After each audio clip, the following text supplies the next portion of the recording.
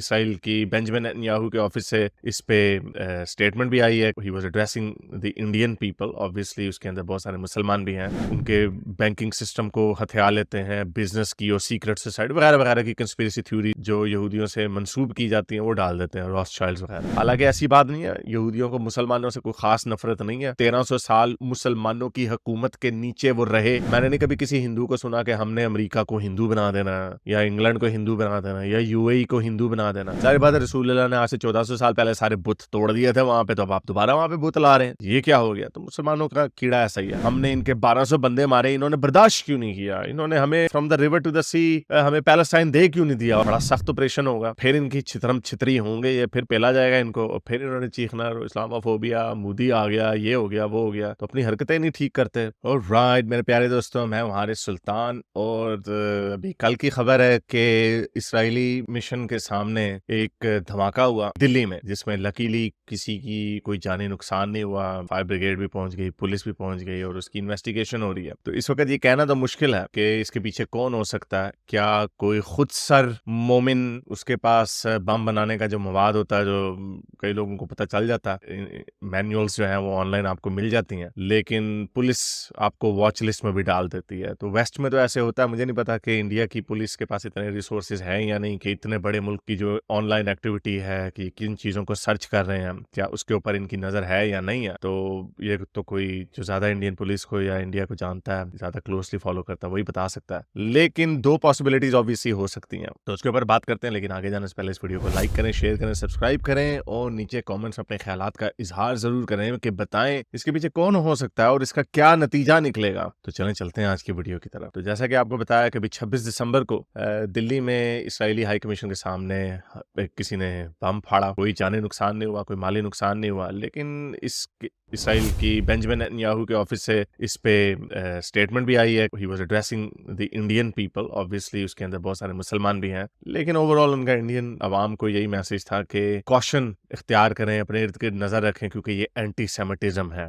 Obviously इस वक्त एक ही दुनिया की कौम है जिसको एंटी सेमिटिज्म, जिसके अंदर बहुत ज्यादा आइडियोलॉजिकली डाला गया, और दूसरी भी कौम है जो व्हाइट सुप्रेमिसिस्ट है। क्रिश्चियंस के अंदर भी एक बहुत बड़ा तबका ऐसा है कि वो यहूदियों से बड़ी नफरत करते हैं। उसके पीछे उनकी कुछ नेचुरल स्टेरियोटाइप्स हैं कि जिन मुल्कों में जाते हैं वहां पे उनके बैंकिंग सिस्टम को हथिया लेते हैं, बिजनेस की और सीक्रेट सोसाइटी वगैरह वगैरह की कंस्पिरेसी थ्योरी जो यहूदियों से मंसूब की जाती है वो डाल देते हैं, रॉथशाइल्ड्स वगैरह। रॉथशाइल्ड बैंकर थे, फाइनेंस थे, 18वीं सदी से शुरू हुए, और यस ही वाज अ ज्यू। उससे पहले अगर आप देखें तो कुछ भी नहीं था यहूदियों का, तो इसमें कोई ऐसी बात नहीं। तो पर्सनली तौर पे अगर कोई तरक्की, ये ऐसे है कि अब से कुछ 20-30 साल बाद जो गोरे हैं, जो नालायक गोरे हैं, वो इंडियन से नफरत करने लग जाएं इस वजह से कि भाई इंडियंस का सिलिकॉन वैली के ऊपर, अमेरिका में उनका बड़ा उसके ऊपर असर रसूख है। तो ये उसी तरह के भाई अगर कोई आप तरक्की करता है तो तरक्की करो उसके साथ मिलके, उसके साथ कंस्पिरेसी थ्योरियां क्यों लगा देनी। तो मुसलमानों के बाद जो सबसे ज्यादा एंटी सेमिटिज्म जिनमें पाया जाता है तो वो गोरे सफेद फार्म लोग हैं जो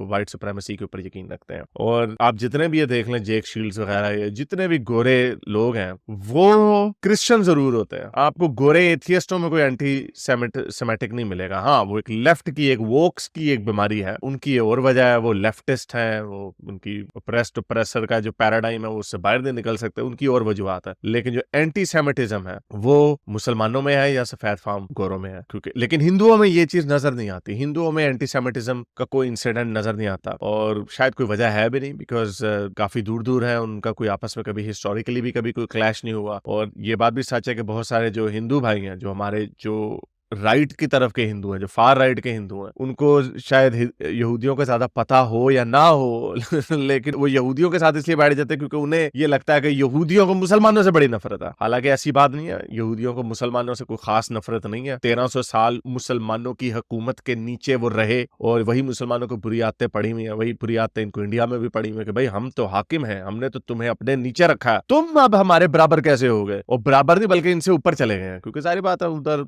हिंदुओं ने भी तरक्की कर रहे हैं, वो भी साइंस एंड टेक्नोलॉजी में, एजुकेशन में बहुत आगे हैं। मुसलमान इंडिया में भी पीछे है, पूरी दुनिया में पीछे है। कहीं कहीं पे हमें लगता है कि शायद उम्मीद की किरण नजर आती है, जैसे मिडल ईस्ट में हमें नजर आता है।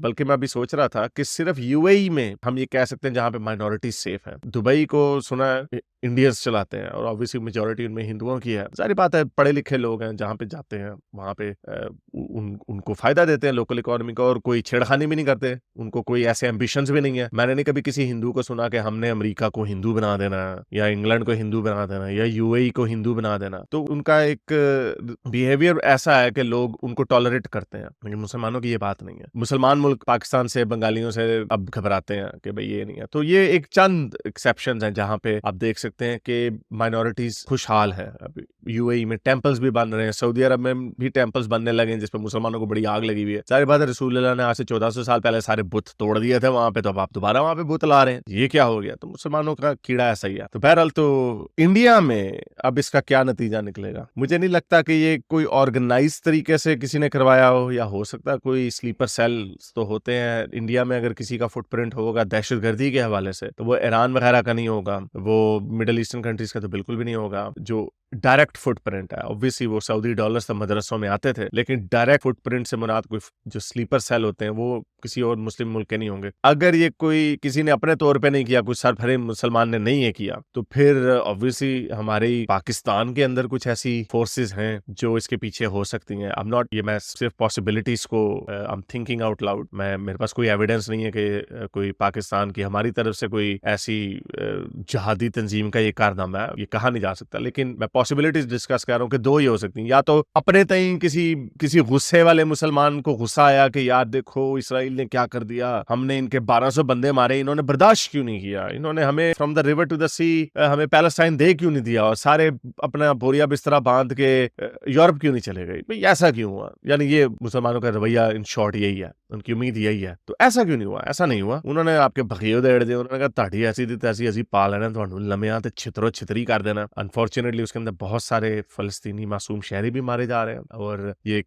कैटास्ट्रफी का वक्त है, लेकिन इसका अनफॉर्चुनेटली और कोई सोल्यूशन नहीं है। अमेरिका उनको, इसराइल को अब तनबीह किए जा रहा है कि इसको वाइंड अप करो, लेकिन जो फिलहाल स्टेटमेंट्स आ रही हैं वो तो नहीं रुक रहे, वो तो बाज नहीं आ रहा। बेंजामिन नेतन्याहू मेरा ख्याल से वो भी सेबर रैटलिंग ही कर रहा है, इवेंचुअली उसको वाइंड अप करना ही पड़ेगा। लेकिन ये मुसलमान फिर से गलत कार्ड अपना खेल रहे हैं। अगर ये करते रहे, प्रोवोकेशन करते रहे, तो इसराइल को जवाब मिल जाएगा, ना कि सिर्फ अपनी जंग को जारी रखने का गजा में, बल्कि जंग को फैला देने में। और ये जो हरकतें कोई कर रहा है, अब जैसे इसराइल की एम्बेसी पे इधर किया है, अगर किसी मुसलमान, सोचे समझे मुसलमान ऑर्गेनाइजेशन ने करवाया, तो इनसे बड़ा कोई जाहिल नहीं है, क्योंकि फिर आप अमेरिका को ड्रैग करेंगे। अमेरिका जो भी इसराइल के ऊपर प्रेशर डाल रहा है कि भाई इसको वाइंड अप करो, इसराइल कहेगा यार ये तो जगह जगह पे हम पे हमले हो रहे हैं, हमें तो इनको सीधा करना पड़ेगा। तो ये इंटरेस्टिंग सिचुएशन है। मेरा ख्याल से तो जितने इसराइल के ऊपर आउटसाइड इसराइल हमले होते हैं वो टेक्निकली बेंजामिन नेतन्याहू को सपोर्ट करते हैं, क्योंकि बाय दैट रीजन ही would have a pretext to